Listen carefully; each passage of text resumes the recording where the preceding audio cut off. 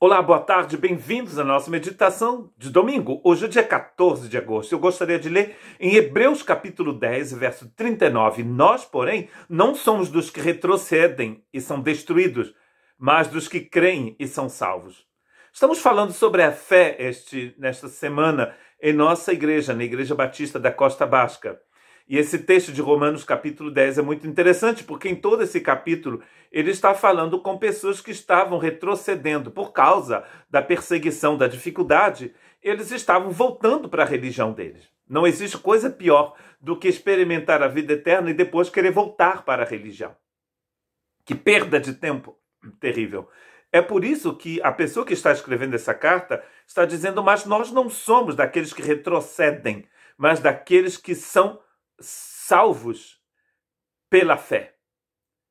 Dos que creem e são salvos pela fé. Esse texto, na verdade, é a introdução do que nós chamamos do capítulo da fé, Hebreus, capítulo 11. Mas nós temos a tendência a cortar esses textos e a não pensar que Hebreus 10, 11 e 12 falam da mesma coisa. Ou seja, esses três capítulos estão nos falando da fé que salva. Nós não somos salvos porque temos uma religião, nós somos salvos porque recebemos uma fé que nos ajuda a crer no impossível, que é a crer no invisível. E somente essa fé pode nos dar isso. É por isso que quando ele continua, na verdade, a falar sobre fé, em Hebreus 11:1, ele diz: ora, a fé é a certeza daquilo que esperamos e a prova de coisas que não vemos. A palavra aqui, certeza, é a palavra substância. Na verdade, é a palavra fundamento. É como se você estivesse construindo uma casa. Se você constrói uma casa e começa pelo telhado, na verdade, você não começa. Isso na verdade, é Nárnia, é o Senhor dos Anéis, é uma ficção. Você não tem como começar uma casa se você não colocar o fundamento. A fé, então, é o fundamento daquilo que nós esperamos. E a prova aqui é algo que já foi testado e que funcionou. A fé funciona porque a fé é um dom de Deus. Como diz Paulo em Efésios capítulo 2, verso 8 e 9, pois vocês são salvos pela graça por meio da fé. Isto não vem de vocês, ou seja, a fé não vem de vocês. É presente, é dom de Deus.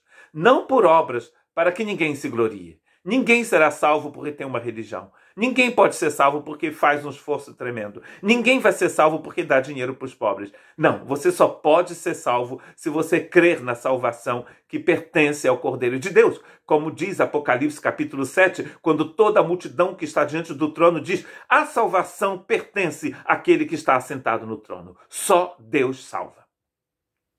E essa salvação você tem porque você confiou nele. Mas o fato de você confiar nele foi porque você recebeu um presente de Deus que se chama fé.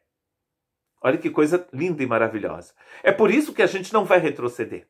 Uma vez que você coloca a mão no arado, você só olha para frente. Olhar para trás não funciona. Não tem nada a ver, você não deve olhar para trás. Pois a vocês foi dado o privilégio não apenas de crer em Cristo, mas também de sofrer por eles. Quando você tem a fé em Cristo, você passa por dificuldades e você continua caminhando. Por quê? Porque você está olhando além das dificuldades. Você está olhando para Jesus, o autor e consumador da nossa fé, nos diz Hebreus.